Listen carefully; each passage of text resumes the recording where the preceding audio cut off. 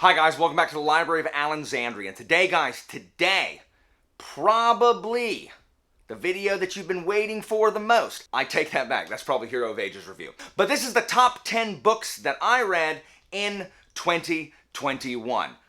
This was a challenging list to winnow down. Now there's a bunch of different ways you can do this. You know, winnowing it down is really arbitrary. Some people have done, like Michael has done, and just like book battle. Some people tier list it. Some people are just like, here are my favorites.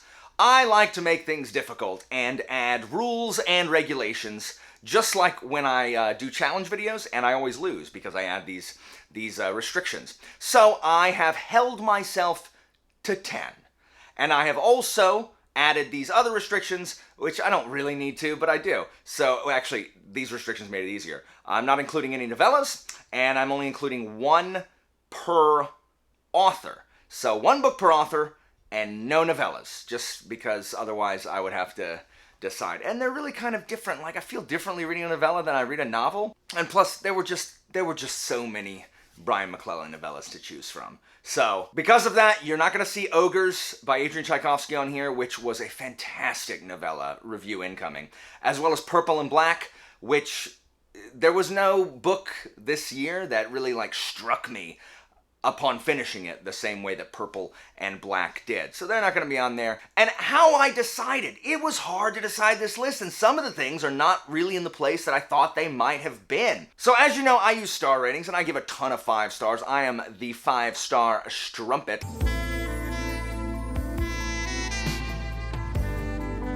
I gave 39 5-star ratings last year. And I don't even care. But for me to narrow down my top 10 reads, I have taken into account things like how I felt when I finished it, how long the book has sat with me. Do I find myself thinking about this book or thinking about the characters or the events long after, or if it's been read recently, at least sometime after I finished it? Do I not find myself thinking about it at all, despite the fact that I was really, really pumped for it when I first finished it? I also think about how likely am I to reread this book? What kind of urge do I have to read it again, maybe this year? Or if not this year, then certainly next year. So there's a whole slew of things that go into figuring this out, even that really kind of changed where things were as I was ranking them. Up until the last minute, I was changing kind of the order where these things appeared. So, without wasting any more time, let's get down to business. Let's go ahead and get into my top 10 books, but before we do that, let's talk about a couple honorable mentions that did not quite make the list. So the first honorable mention, we have FIREBORNE by ROSARIA MUNDA. This was a YA novel that was probably my biggest surprise. One of the 2 biggest surprises of the year, where, I don't particularly love novels that are aimed at younger audiences, but the love story didn't bother me. There were 2 girls who are rivals but are actually friends and don't hate each other and try to build each other up, which you never see in books ever. And the politics and revolution and what it's like, and the incredibly difficult decisions that have to be made after a revolution was really, really just fascinating. Atreus I am on #Team Atreus. I don't know what to tell you. Y'all should listen to him. It was fantastic and definitely belongs in the honorable mention slot. Another honorable mention is going to be Golden Sun, book 2 of the Red Rising saga. So I really loved Red Rising, and I really loved this book when I read it, but I actually don't find myself thinking about Red Rising a whole lot when I'm not actively reading Red Rising. It is very enjoyable, and I really enjoyed it while reading it. But I think that is why it misses its position on the top 10. Golden Sun, of the first 3, book 4 is a drag, and book 5 is good, but very different, and I don't really know where it's heading yet. But book 2 was just completely different than book 1. It has a lot of politicking and just a lot of really, really good plot twists that just keep twisting and turning and having me glued to the page. I really enjoyed Golden Sun and where it took a lot of the characters. And my last honorable mention is the other biggest surprise of the year, and that is BLACKWING by Ed McDonald. Book 1 of the Ravensmark trilogy. I have a full review for this and FIREBORNE and Golden Sun. I've got a full review for all 3 of those things if you want to check those out. BLACKWING I love the aesthetic, the post-apocalyptic, steampunky borderland slash gunslinger slash Lovecraftian, aesthetic where they use light from these batteries as kind of their magic, and there's these gods, kind of like the 10 who were taken from the Black Company, these godlike creatures that are both in existence, but also some of them are extinct, and they left these huge, like, mega tech weapons behind. And at its heart, it is a mystery, and it feels very noir, but without kind of the damsel in distress. In fact, the damsel is quite competent. It was short, it was fast-paced, it was terrifying, it was excellent, and I cannot wait to conclude the series this year. So, with honorable mentions out of the way, let us hit my top 10 books of 2021. Coming in at the number 10 slot, we have Boosh! Wrath by John Gwynne. This is book 4 of The Faithful and the Fallen, and it almost got knocked out of 10th place by Blackwing by dint of being 700 plus pages. I don't have tolerance for this kind of thing right here, but Wrath is such a culmination of events that began in malice on such a small scale and just ballooned into this massive scale conflict between good and evil. And John Gwynne writes such fast-paced battles. I've said it's like there's a GoPro on like the visor of the people down on the field. And Gwynne does what I love when fantasy books do, is we win at a cost, which is that if there is victory, victory must come at a cost, which doesn't always happen in fantasy books. But this is a fantastic conclusion to a quartet. Ruin almost came close because there's a bunch of inspirational speeches that I really like in Ruin, but in Wrath, just the epicness of the final conflict where everything is resolved and you don't know, like, who's gonna live, who's gonna die, are they gonna win, but at what price? Is it gonna be a Pyrrhic victory? It kept me glued to my seat. I think I read Wrath when I was checking my stats. I read it in like 4 days, maybe 5 days, which is too fast for me to read a book that's 700 plus pages. So for that alone, it earns my number 10 spot. At the number 9 spot, we have Boosh! Well of Ascension by Brandon Sanderson. This is book 2 of the Mistborn trilogy. So, I read this book faster than I read any other book all year. I read 300 pages of this in a single day, which is the most I read in any single day in 2021. The reason this is not higher is for one thing and one thing only, and that is the character of Zane. If Zane was not in this book, if there was not any emo kid with a wallet chain attached to his bus pass and little spiked wristbands whining because Hot Topic sold out of all of its hashtag damaged shirts, it might have risen further up there.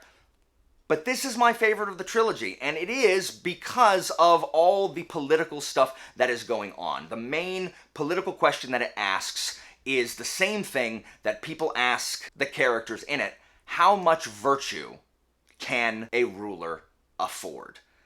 I think Sanderson really delves adroitly into the question of, can you be an idealist and still be an effective leader, especially an effective wartime leader? There is a siege at one point in this book, and y'all know I love sieges, and I think it's expertly written, and no one really ever talks about Sanderson's, about that particular scene. Everyone always talks about the magic system. The magic system is actually the part I like the least of these books, just because of how often it's mentioned.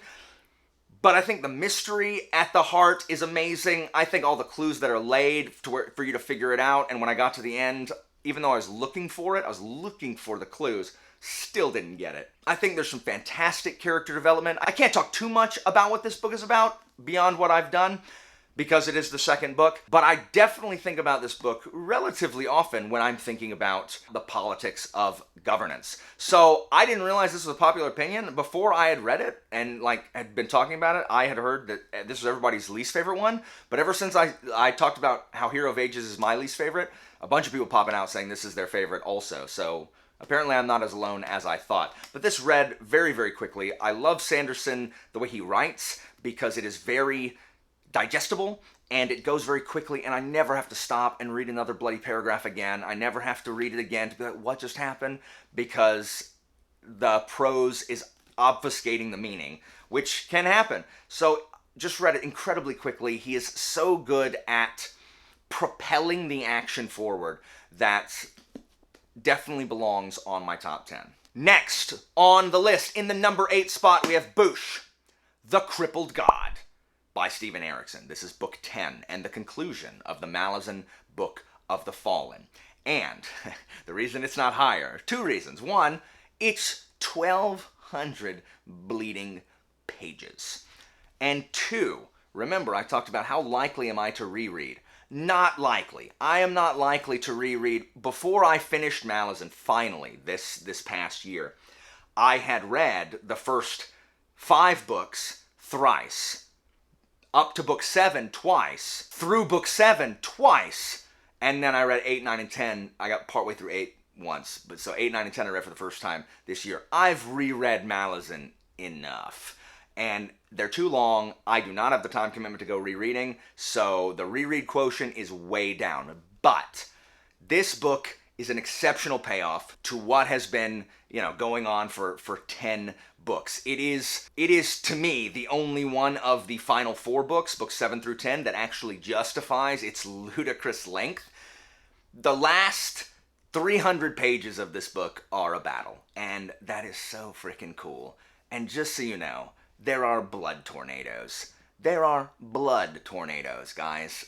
It is everything that is over the top, that is just this epic poetry, this incredible, anime-style action, but these incredible character moments that just move you. There is a single line of dialogue and a single action following this line of dialogue that is in the conclusion that just was this huge weight simultaneously lifting, and also this incredible grief that hit me also. And it was so good. And watching these scenes jump, because Erikson does one thing he does really well is jumping from head to head, and the people who are down on the battlefield seeing it from their perspective, and watching these certain bad guys that flipping to these scenes getting punched one after the other. I was just like, yes.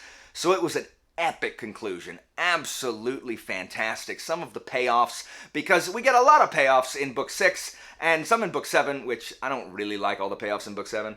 And then we're waiting for book 10 for the ultimate payoffs, and many of them are so good. Some of my favorite moments in the series are from book 10, and really my favorite moments from the series are from book 2, book 6, and then book 10. Really epic conclusion. Absolutely belongs, just for the journey alone that it's taken me to get through all of this, to follow these characters multiple times to the end of their journey, absolutely deserves its place in my top 10. In the number 7 spot, we have Boosh, The Justice of Kings by Richard Swan. This book is not out yet. It comes out February 22nd. Pre-order it and buy it. This is the most recent book I read that goes on this list. I read it in November, and I knew immediately once I finished that it was going to go on my top books of the year, because y'all know last year Greatcoats was all up on my top 10. My favorite book of last year, well, my second favorite book of last year,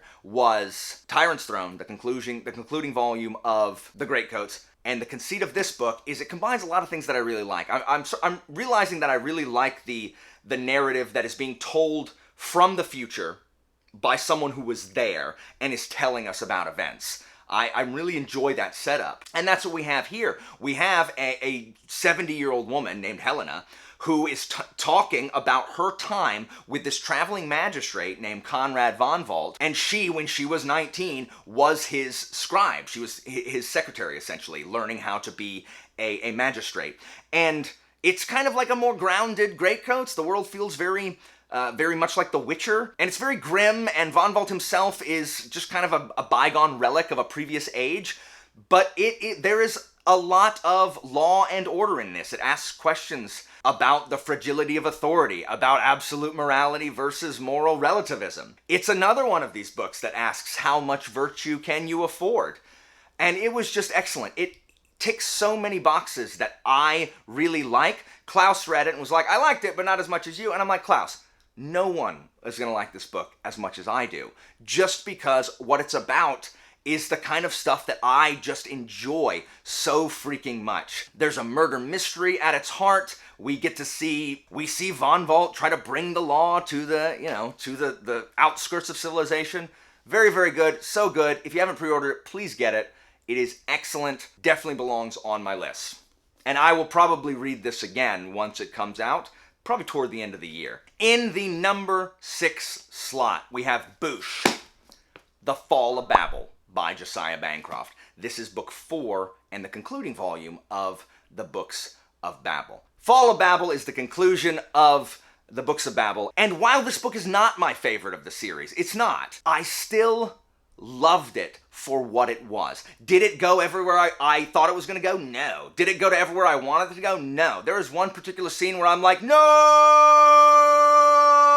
Why are you doing this? Do the other thing! But I think there are amazing character moments in this. There is a particular line that is said, and when it's said, it's just so bone-chilling, and it just reveals so much about what is going on, and the reality behind, like, the glimmering facade. And there are great villains in it. It is just swashbuckling adventure combined with just the bizarre. We get to see even more ringdoms.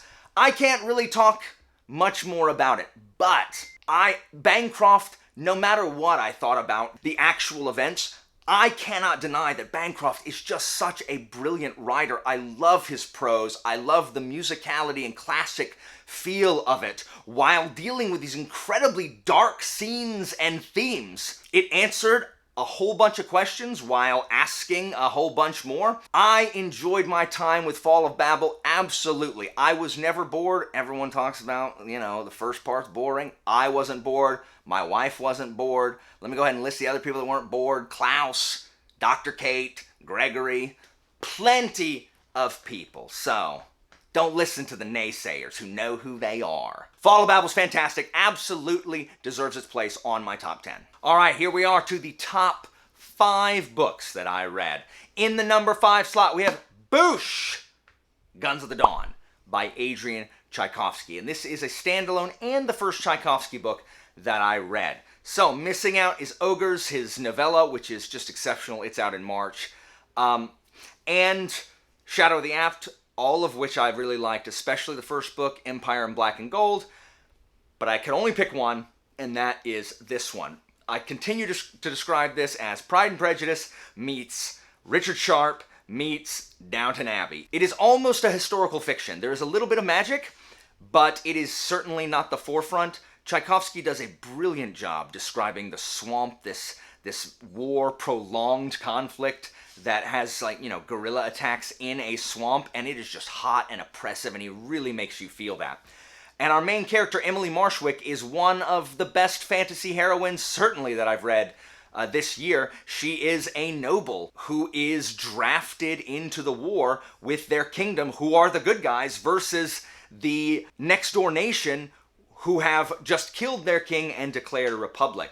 And so it is about this war and about the toll that war takes on nations. And it's about one woman who lived a pampered lifestyle thrust into this extraordinarily violent and anything but pampered life. It is just so fantastic. Emily Marshwick is great. The other members of the Survivors Club in it are great. I love Mr. Northway.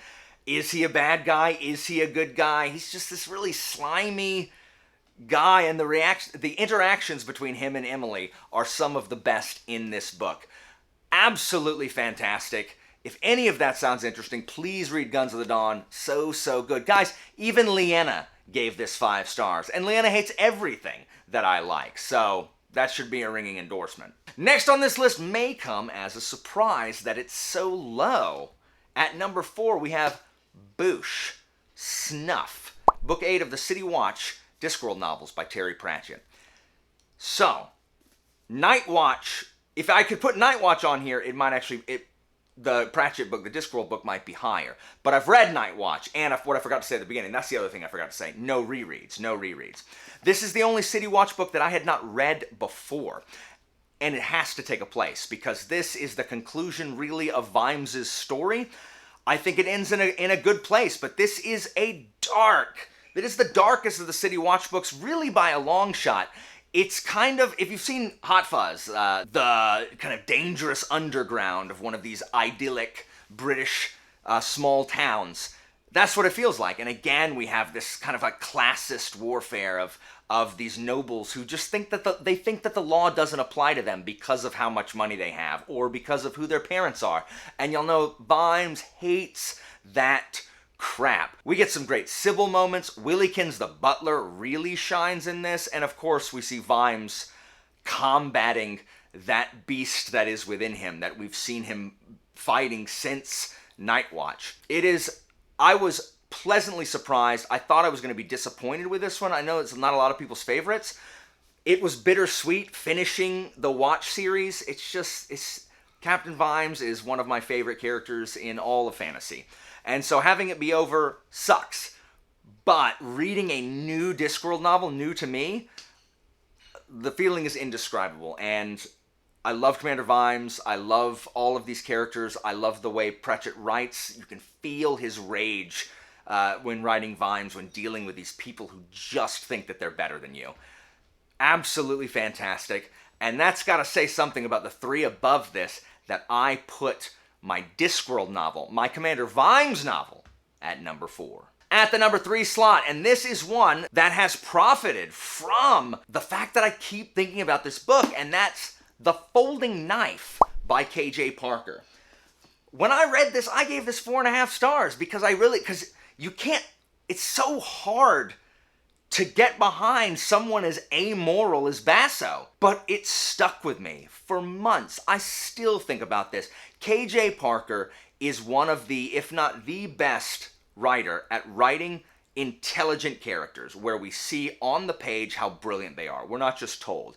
Everything that Basso does is genius. He's absolutely, absolutely a brilliant character. And he admits, he has to do some bad stuff. He's got to play the villain so that the people can follow him. He's got to play the villain to fix, essentially, what's wrong with their government and their economy so that the person that comes after him doesn't have to be a villain. They can just run with the system that he had to, break many eggs to establish. And it's just brilliant because he does things out of such selfish reasons, but because he does it, the unintended consequences of the things that he does ends up helping those on the fringe. He didn't set out to help the lower class, but what he's doing to help himself ends up helping the lower class completely by accident. So he's just beloved, and Parker is not for everyone. I keep having to say this.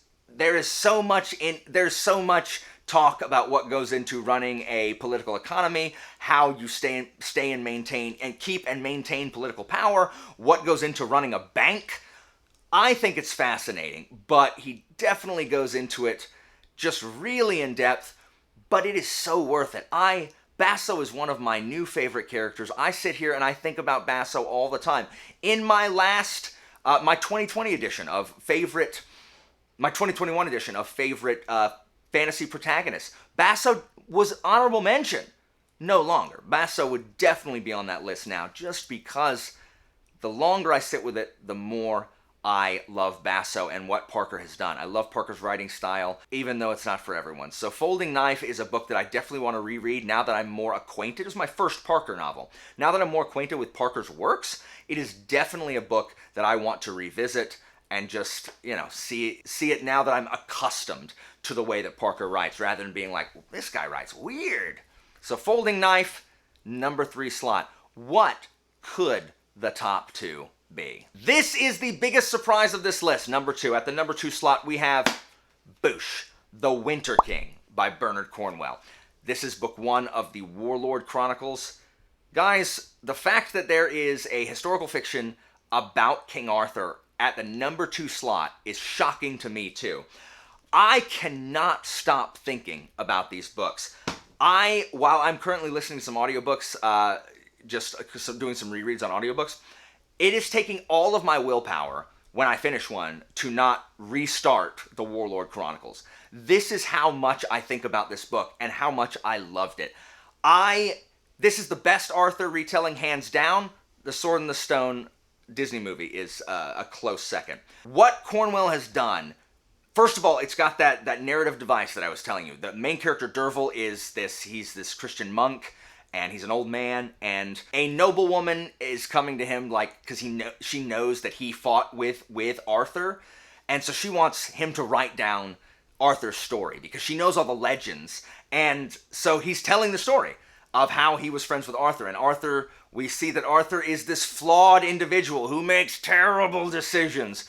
But every character has such nuance, from Derval himself, who is a fantastic protagonist, to Nimue, one of Merlin's wards. Merlin himself, who is just hilarious and just mean. He's like, "Oh, Derval, why are you being so stupid, Derval? Come along, Derval, quit crying, Derval." I love frickin' Merlin. Lancelot, who is one of the worst villains. It is saying something that the two most infuriating villains that I can think of right now were both written by Bernard Cornwell. I think Hakeswill is slightly more hateable, but Lancelot is a close second. And I can't think of villains that when I read, I hate them. I don't love to hate them. I just hate them because they're just so well written. And Cornwell writes both of those. I listened to this on audio, and I absolutely think it is the best way to experience this, just from the Welsh names, where it looks like it's Gorfided, but it's really Gorfethid, which the main character's name is spelled D-E-R-F-E-L. If I had not been listening to it, I would have pronounced it Derfel. It's Derfel. Just so much of that, and the narrator, Jonathan Keeble, just brings these people to life in such an amazing way. I think about this series all the time. I want to listen to it. Again, desire to reread. Desire to reread is high as far as value for this list. I am definitely going to re-listen to this series this year, probably back half of the year. It's so incredible. I love it so much, and I think Winter King was my favorite of the three just because it was my introduction to all of this. And part 1 of book 2 I don't really love, and I don't love and some of the stuff that happens in book 3 just makes me too mad. So book 1 takes it. Winter King. I know you're shocked. And finally, no one is going to be surprised by this final book, mostly because you all knew one of those books was going to be on this list and you haven't seen it yet, so your prediction is An Autumn War. Book 3 of the Long Price Quartet by Daniel Abraham. Close. Boosh. Price of Spring by Daniel Abraham, the 4th book in the Long Price Quartet. So, this is my favorite book I read last year, and Autumn War initially was my favorite, and Autumn War may be the best book of them, maybe. Autumn War was the book that completely turned everything around and made you look at the whole series a second time, and has one of my favorite scenes in the series. A scene that proves that Abraham planned this entire thing from the beginning. And it was brilliant. And it was just, the scope of what he has done with this book is absolutely phenomenal. Price of Spring does a little less of that, but I think Price of Spring stands for just the culmination of what this entire series tried to do. Price of Spring is one of the most satisfying final books of any series that I've ever read. It is so just grief-ridden and bittersweet while being hopeful and joyful, and I shed a tear more than one time in this book. I'm getting chills thinking about, there's a couple lines in this book that are just so filled with what could have been and where they've come. And the culmination of these characters' journey over the last 60 years, because the Long Price Quartet takes place over 60 years of these people's lives. It is incredible what Abraham does, and the ending is so perfect. Even if it's not everything you wanted it to be, it's the perfect way to end it. You can't think of a better way for it to end. And so I think after sitting with it, the way that it concludes and wraps the whole thing in a bow, I think Price of Spring I look as a whole more fondly than the big moments of Autumn War, which is what I remember the most in Autumn War. The Long Press Quartet is fantastic. Many people read the first one and guys, I'm seeing it now with people who are reading Age of Ash. Are telling me like, hey, like this isn't my favorite. I've never read Abraham before. It's not what I expected. Not a whole lot happens. I know, like that's what Abraham does, and that's not for everybody. But in my experience, Abraham sets up, and the setup is slow, but the payoff is tremendous, and that is not more true, and that is never more true than here in the Long Price Quartet. It is a phenomenal series, one of my favorite series of all time. Of course, Price of Spring or Autumn War is so close. Absolutely had to top this list for the best book I read this year. And that was in, February, March. So, I read some good books. 39 5 stars, ladies and gentlemen. At any rate, guys, what was the absolute best book you read in 2021? Just know, if you put Jade Legacy down there, you're gonna make me not finish the series. I'm just kidding. If it was Jade Legacy, you can put it down there. What did you think? Did you guess these? How many of these did you get right? Did you know what my top 3 were going to be? Guys, thank you so much for watching. As always, information about my Patreon and Discord is down in the description, and I'll see you next time, guys.